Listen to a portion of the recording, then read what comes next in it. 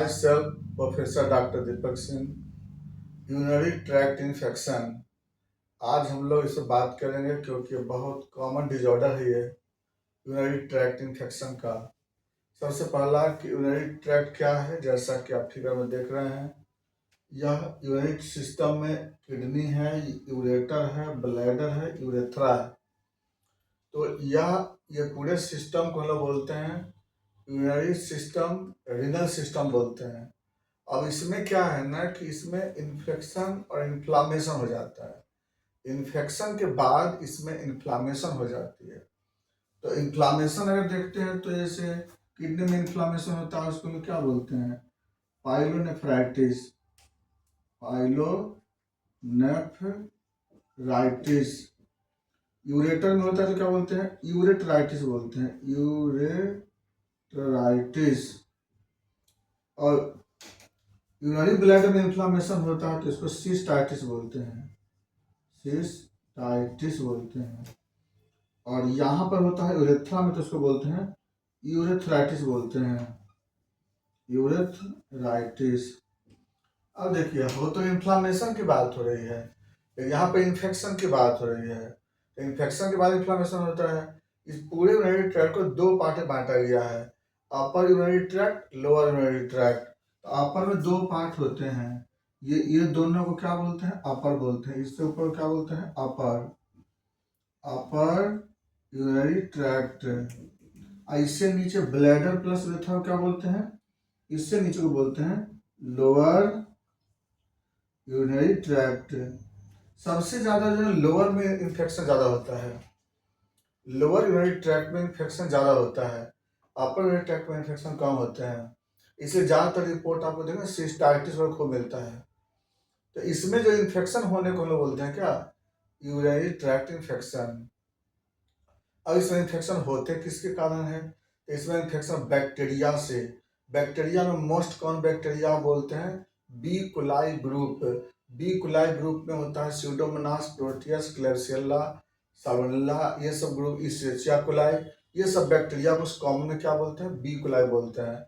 और ये B कुलाई bacteria सबसे कॉमनेस्ट इन्फेक्शन करता है यूरिनरी ट्रैक्ट में। कभी कभी यहाँ पर स्टेफाइलोकोकस, स्ट्रेप्टोकोकस भी आ जाते हैं, ये भी इन्फेक्शन प्रोड्यूस करते हैं।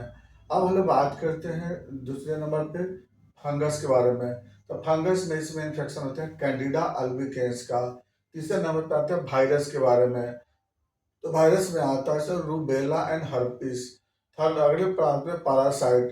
पैरासाइट में आता है ट्राइकोमोनास वेजाइनलिस एंड टॉक्सोप्लाज्मा। तो ये जनरली है जो ये सब क्या करते हैं, इन्फेक्शन करते हैं।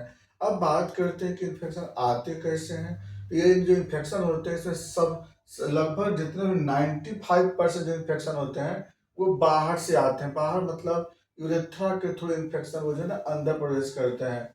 और 4 से 5% इन्फेक्शन ब्लड के माध्यम से आते हैं। तो मैक्सिमम इन्फेक्शन जो होता है यूरेथ्रा के माध्यम से आता है।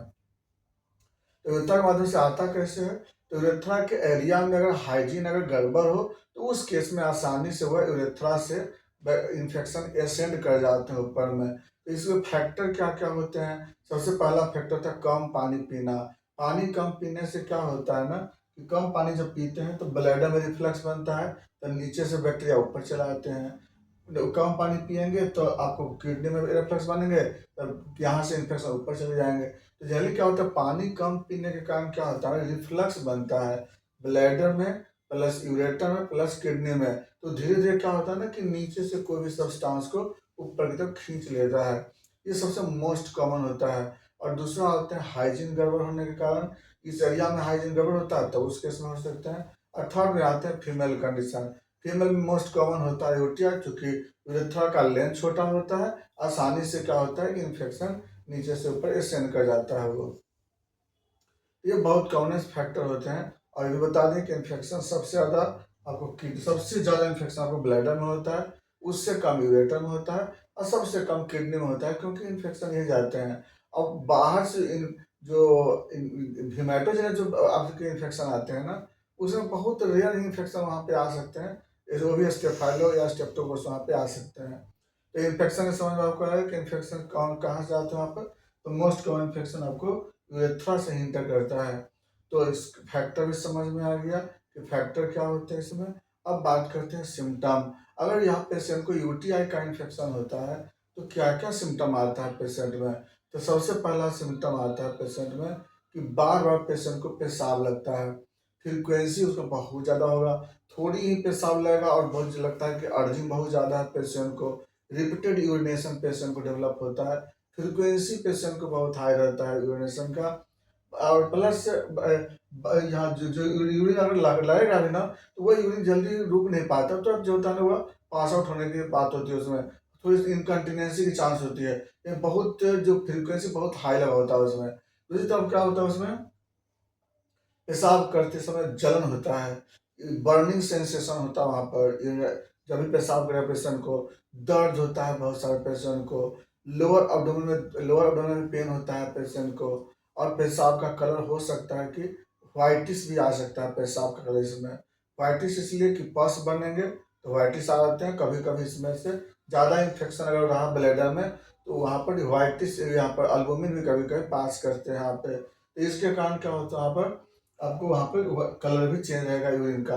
तो सिम्टम में समझ में आ गया, लोकल सिम्टम में वही यूरिन करते समय दर्द होगा, फ्रीक्वेंसी ज़्यादा होगा, बारह पेशाब लगेगा, लोअर में दर्द होगा, पेशाब कलर चेंज रहेगा उसमें। इसके साथ सिम्टम क्या होगा, पेशेंट कभी तो माइल्ड फीवर रहेंगे, वो भी फीवर रात के समय फीवर पेशेंट को आता जाता है पेशेंट में, और उसके साथ पाम सोल में थोड़ा बर्निंग सेंसेशन होता है पेशेंट को, हेडेक फीलिंग, हेडेक होता है कभी कभी, उसका वर्टिगो भी होते हैं, वीकनेस होता है पेशेंट को, और प्लस कभी कभी muscles pain, joint pain, back pain, ये सभी सिम्टम पेशेंट को इसके कारण आते रहता है।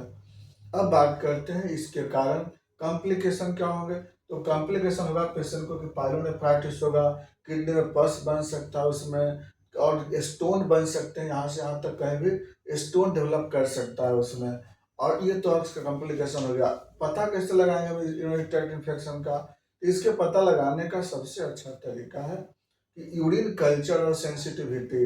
यूरिन कल्चर कब करते हैं पेशेंट का, हम लोग पेशेंट से मॉर्निंग का यूरिन लेते हैं सबसे फर्स्ट का, उस यूरिन का हम लोग कल्चर कराते हैं, उसमें आपको रिपोर्ट में आपको बैक्टीरिया या जो भी उसके रहेंगे ऑर्गेनिज्म, खास करके वो तो हम लोग बैक्टीरिया के लिए कराते हैं, वो फाइंडिंग हो जाता है तो रिपोर्ट में आपको आ जाएंगे बी कोलाई ग्रोथ।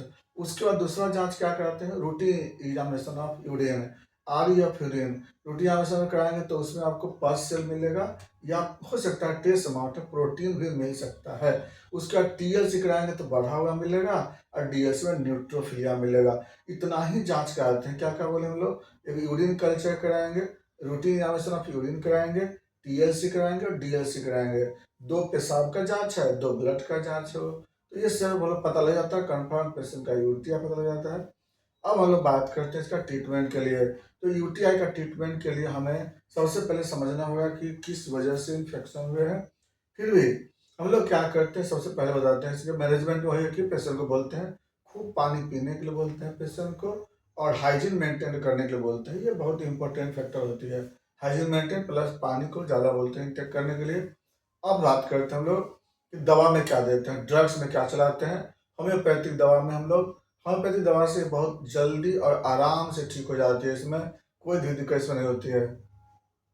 सबसे पहले इसमें जो दवा देते हैं हम लोग, उसमें पहले नंबर पे आता है बी कोलिनम करके आता है, बी कोलिनम। बी कोलिनम एक दवा होती है जो, या बी कोलाई करके भी आता है दवा, वो उस मेडिसिन को वह जो डाइल्यूशन फॉर्म में आते हैं 30 पावर में, उसको हम लोग क्या करते हैं 5 बूंद सुबह 5 बूंद शाम आधे कप पानी के साथ देते हैं।